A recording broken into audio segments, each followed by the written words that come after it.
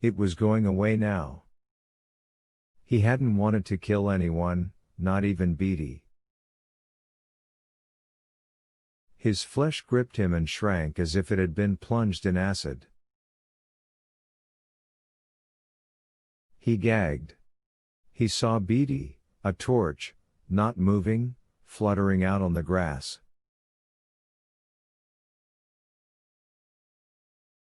He bit at his knuckles.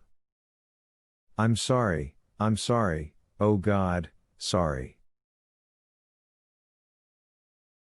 He tried to piece it all together, to go back to the normal pattern of life a few short days ago before the sieve and the sand, Denham's dentifrice, moth voices, fireflies, the alarms and excursions, too much for a few short days, too much, indeed, for a lifetime.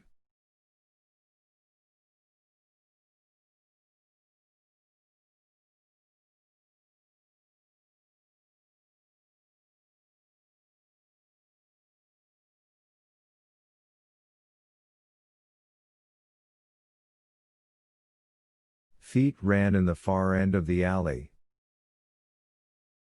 Get up. He told himself. Damn it, get up. He said to the leg, and stood.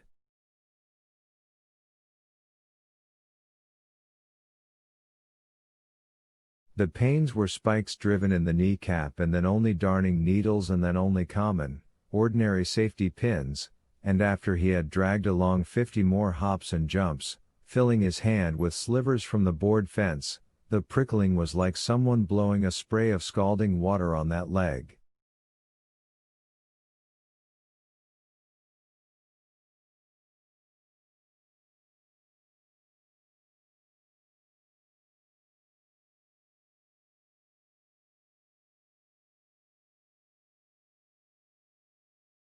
And the leg was at last his own leg again. He had been afraid that running might break the loose ankle. Now, sucking all the night into his open mouth, and blowing it out pale, with all the blackness left heavily inside himself, he set out on a steady jogging pace.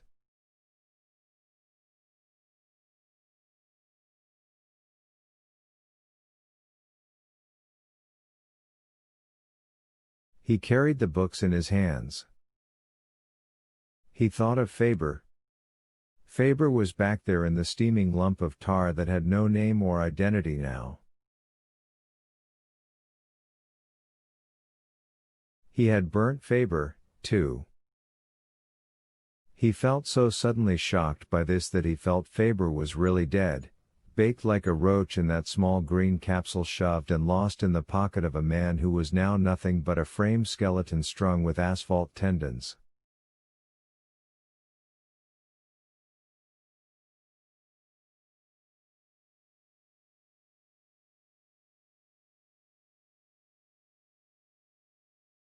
You must remember, burn them or they'll burn you, he thought. Right now it's as simple as that. He searched his pockets, the money was there, and in his other pocket he found the usual seashell upon which the city was talking to itself in the cold black morning.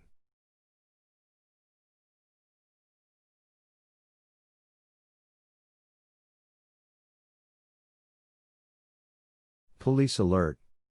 Wanted, fugitive in city. Has committed murder and crimes against the state.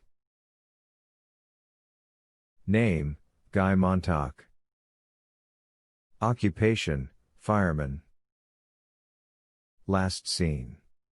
He ran steadily for 6 blocks, in the alley, and then the alley opened out onto a wide empty thoroughfare 10 lanes wide. It seemed like a boatless river frozen there in the raw light of the high white arc lamps. You could drown trying to cross it, he felt. It was too wide, it was too open.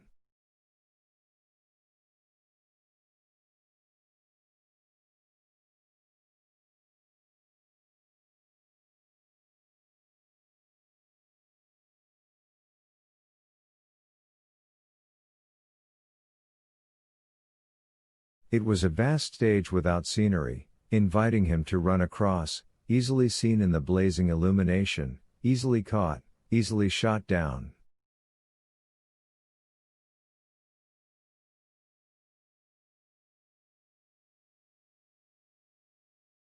The seashell hummed in his ear. Watch for a man running, watch for the running man, watch for a man alone, on foot, watch.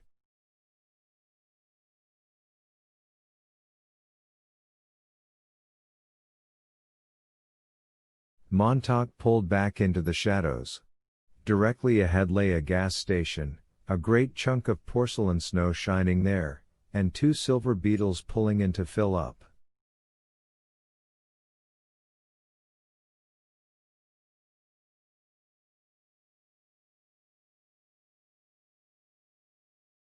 Now he must be clean and presentable if he wished to walk, not run, stroll calmly across that wide boulevard.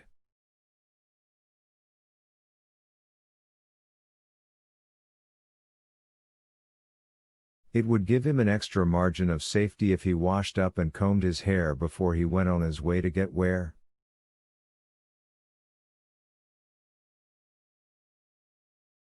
Yes, he thought, where am I running? Nowhere.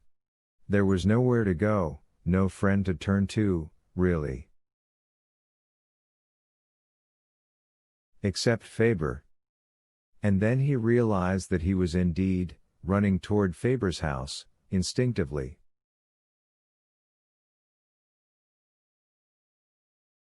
But Faber couldn't hide him, it would be suicide even to try. But he knew that he would go to see Faber anyway, for a few short minutes. Faber's would be the place where he might refuel his fast-draining belief in his own ability to survive.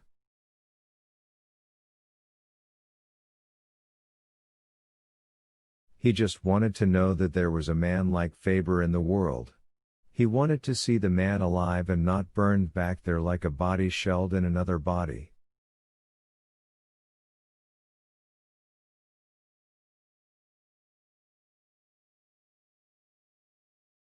And some of the money must be left with Faber, of course, to be spent after Montauk ran on his way.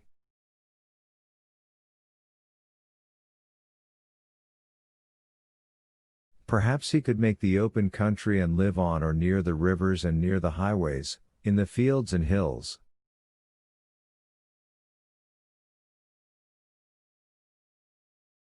A great whirling whisper made him look to the sky. The police helicopters were rising so far away that it seemed someone had blown the gray head off a dry dandelion flower.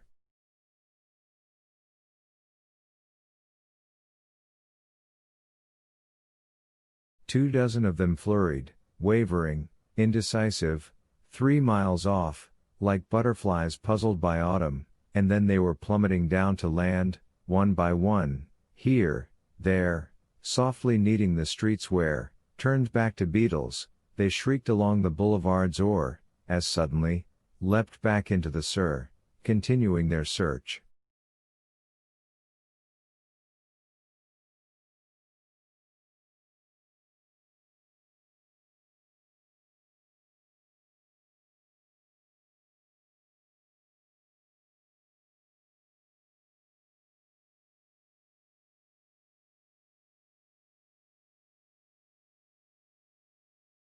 And here was the gas station, its attendants busy now with customers. Approaching from the rear, Montauk entered the men's washroom. Through the aluminium wall he heard a radio voice saying, "War has been declared." The gas was being pumped outside. The men in the Beatles were talking and the attendants were talking about the engines, the gas, the money owed.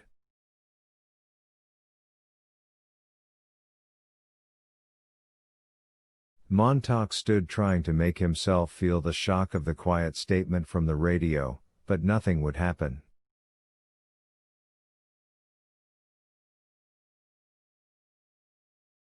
The war would have to wait for him to come to it in his personal file, an hour, 2 hours from now.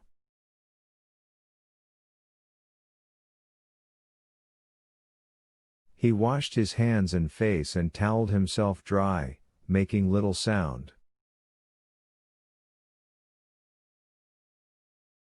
He came out of the washroom and shut the door carefully and walked into the darkness and at last stood again on the edge of the empty boulevard.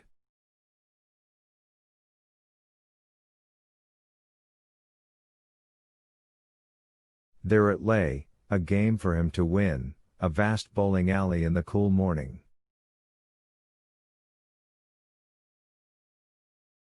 The boulevard was as clean as the surface of an arena 2 minutes before the appearance of certain unnamed victims and certain unknown killers.